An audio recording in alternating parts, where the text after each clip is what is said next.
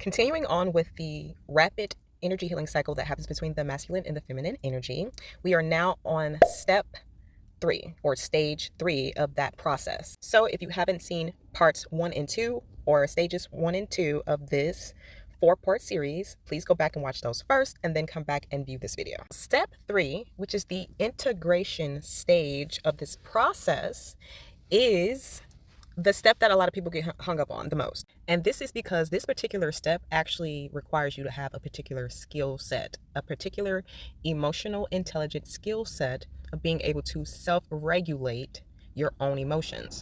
Now, a lot of people get hung up here for several reasons. 2 reasons, or one huge reason that people get hung up that we're not going to cover is the fact that self-regulation requires a particular part of the brain.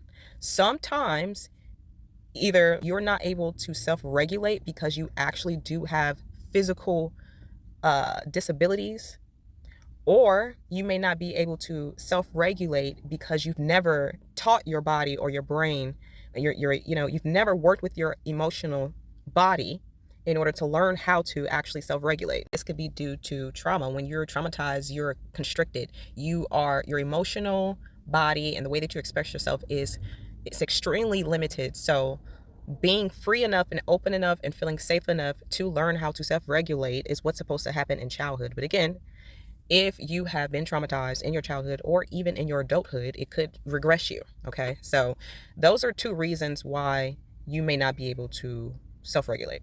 So in this stage, being able to self-regulate really just looks like your ability to refrain from expressing your emotions outward onto another person in excess, in a negative and low vibrational way. I like to give examples, so let's give a few examples. This could look like yelling at someone. That is you taking your energy and expressing it outward through your voice onto another person in a low vibrational way.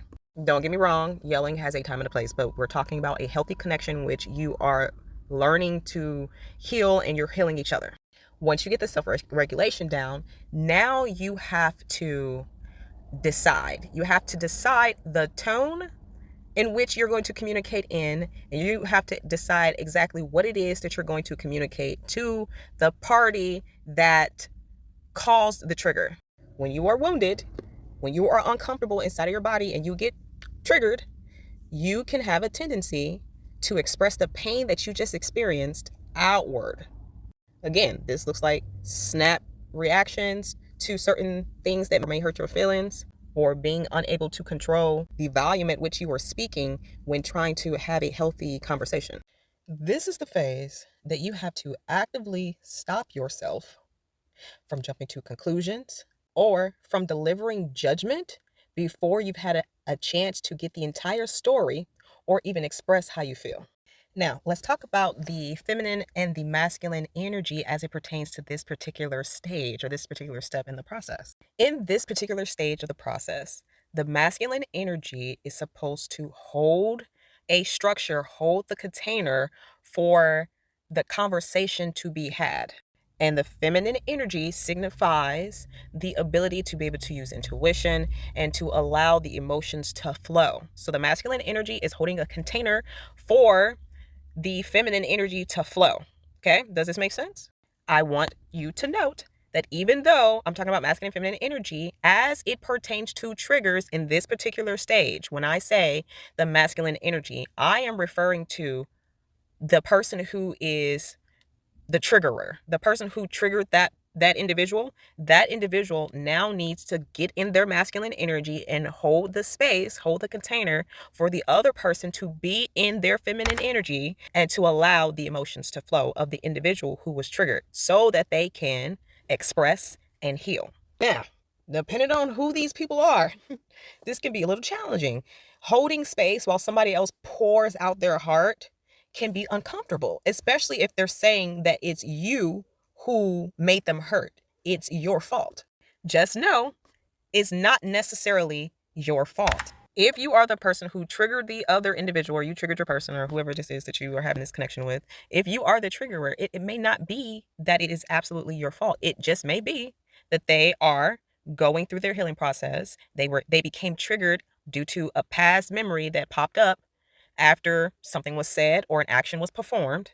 And now they're having to deal with their uncomfortable emotions as it pertains to the memories that have been brought up due to what has taken place. It may just be cultural differences. It may just be a difference of a central or a core belief or a mental mindset that they may have that brings about a trigger. Now, the last thing that I want to speak on is if you have this trigger, right, and you're on at this stage, you've thought about it, and you know what triggered you, you know how you feel about it, and you're in the integration stage where you have to now do something about it, but you're choosing not to involve your partner with it. This last section is for you. Now, usually this comes about because you had a trigger that you noticed that you had. Now, this may actually be more advanced techniques. No, but let's say you're a person or your person triggered you, right? You find out how you feel. You find out the emotions that you have and you find out what it was that actually triggered you. But instead of going to express the way that you feel to your person, you're going to handle it on your own. So the integration stage for you, after you've, figured out how you felt, is to basically take whatever knowledge that you found out about the way that you feel and the trigger that you had or whatever triggered you, take that knowledge, and now you're going to self-actualize. You're going to self-actualize, and you're just going to wait for another opportunity where a trigger like that or another similar type of trigger may show up, and you're going to incorporate releasing emotions and attachments to that particular trigger. Try to reprogram yourself or try to show up differently. It just depends on what the trigger was or what the context is. The best way to do this is affirmations and my personal favorite, reprogramming statements. What you're doing with the affirmations and the reprogramming statements is rewiring your brain and rewiring yourself to begin to react to that particular trigger in a different way. So if you have any questions, make sure you drop a comment below. I hope that I was able to thoroughly explain this stage to you. If not, again, I'm willing to answer any questions. Make sure you head over to www.GodstyleBilal.com in order to leave me a gift or a tip and to look around at some of the resources that I've left there for you.